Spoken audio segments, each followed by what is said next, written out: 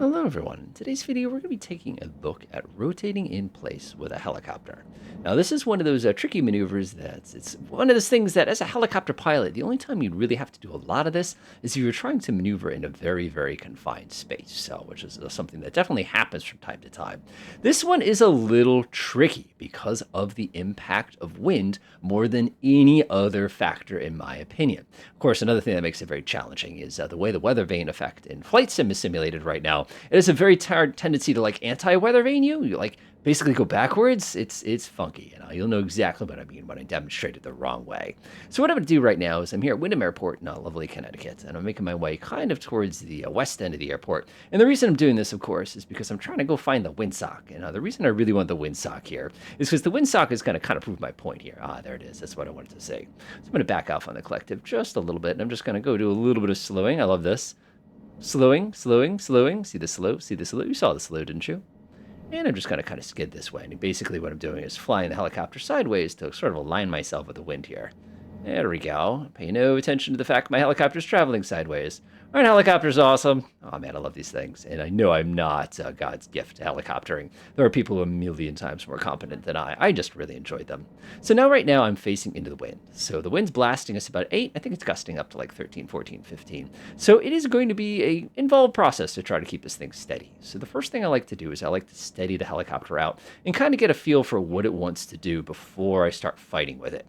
So what I've done now is I've taken my hand off of the collective and I'm just on the cyclic and the anti-torque pedals. That way, basically, I can only concentrate on one effect at a time. Yeah, it's gusting pretty bad today. It's going to be a fun maneuver. So what we're trying to do when we maneuver in place is we're trying to maintain a constant position over a spot on the ground, and we're trying to slowly rotate. The word is slowly. Now, you're sitting here going, there's two ways we can do this. If we do this to the left, you're basically relieving pressure off the right foot and just letting the torque do it for us. If you go to the right, we're actually giving the helicopter a workout because the engine has to work harder in order to make us go that direction. See over there on the left right now, it says I'm doing 64% power. Nice. If I were to actually push my right foot forward in a real helicopter, see how it went up to 65? Now, if I release some of that pressure and let the weather vane catch us back, you can actually watch the pressure go back down. Now, the cool thing is if I want to rotate to the left here, if I actually push my left foot down a little bit, you'll see we start to sink. You'll see my power is down to 63%, but the moment I restabilize here, you can see it's going to jump back up to 64% power consumption. When you're doing this maneuver, it is usually an easier maneuver to do in the direction that your helicopter requires less power. For us, that of course would be to the left. On American helicopters, this would be to the right. Again, it's all in the way that the torque pedals kind of do their thing. So let's go ahead and do this wrong first and kind of see what happens. So I'm going to go ahead and center my pedals here, and I'm just going to let the helicopter go. Again, my feet aren't even on the pedals at the moment. So I want you to observe several things here. Start to see it, start to see it, start to see it. Don't want to bump, don't want to bump.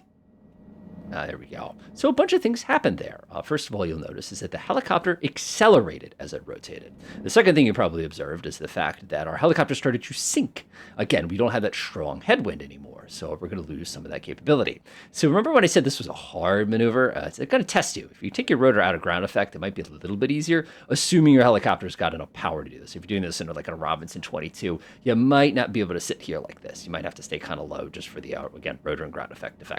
So what we're going to do is we're going to execute the maneuver by beginning with a very slow rotation to the left. So to do that, all I'm going to do is I'm going to gently reduce my left foot's pressure, and I'm going to bring in a tiny bit of collective. And what you're trying to do here is you're trying to maintain a constant rotation.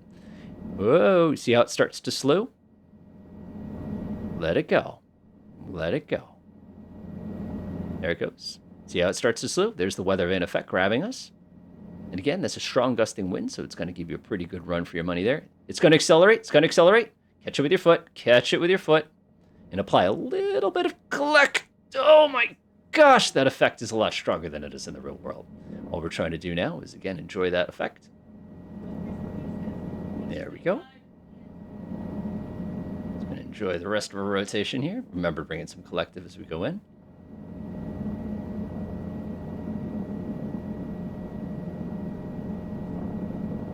Keep enjoying, keep enjoying, keep enjoying. Get ready to go. A lot of right foot, a lot of right foot, a lot of right foot, a lot of right foot. Again, this helicopter is different. And then we are back to the center, just like we were before. So as you can see, that was a very challenging maneuver to do in a gusting wind because you're constantly having to make those gentle adjustments for the purposes of coming around. You can even see here that now that I'm straightened up, that windsock can't even decide what direction it wants to travel in. Very, very, very, very challenging.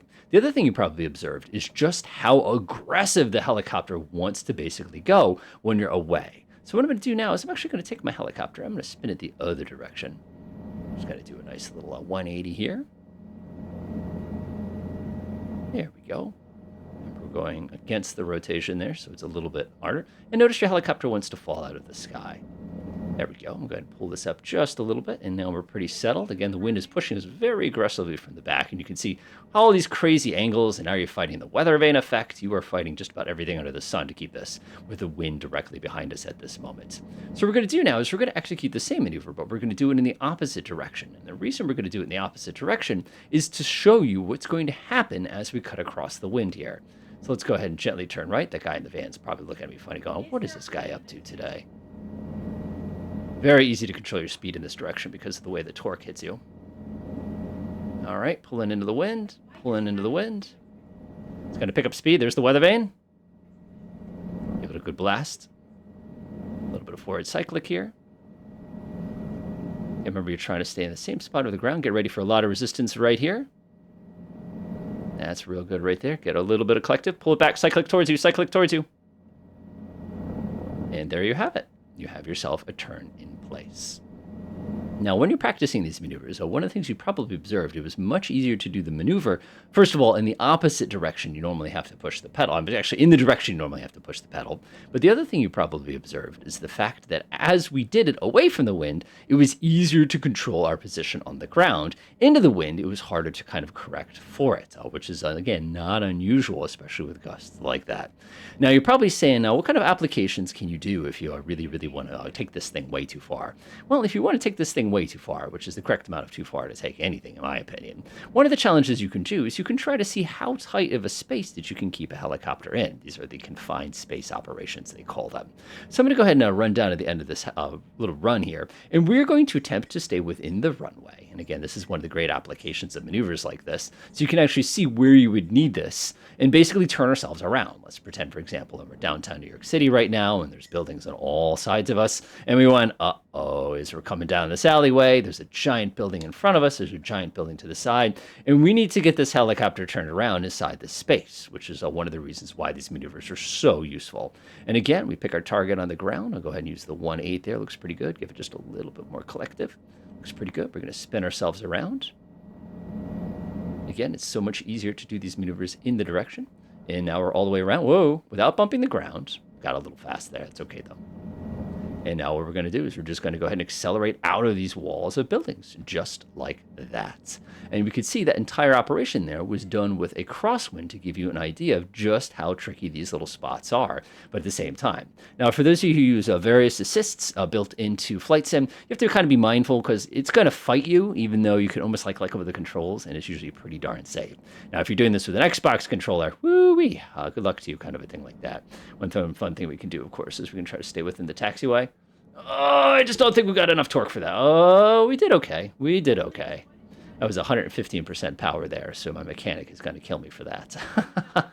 But you can see exactly just how maneuver a helicopter is. Enjoy.